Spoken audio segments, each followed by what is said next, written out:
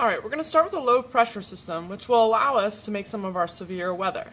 Low pressure plus an occluded front can yield a thunderstorm or a tornado.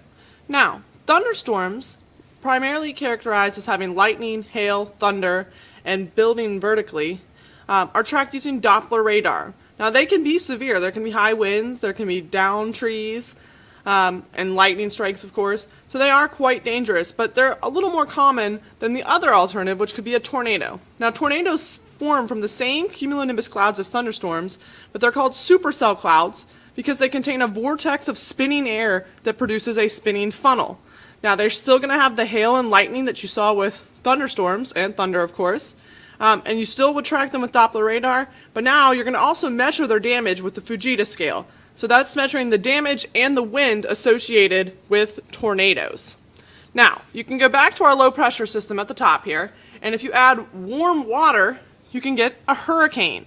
Now, hurricanes are called cyclones in the Pacific Ocean, and they're called typhoons in the Indian Ocean, but they're characterized as spinning low pressure systems that can produce tornadoes, high winds, flooding, a storm surge or the big wave as the storm system pushes on shore.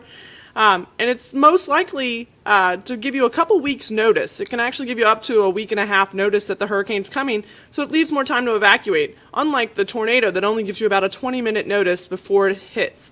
But these hurricanes are hundreds of miles wide, so much different than your tornado that's only a mile wide at most of the time. Hurricanes can actually be hundreds of miles wide and last up to a week, producing the high winds and flooding.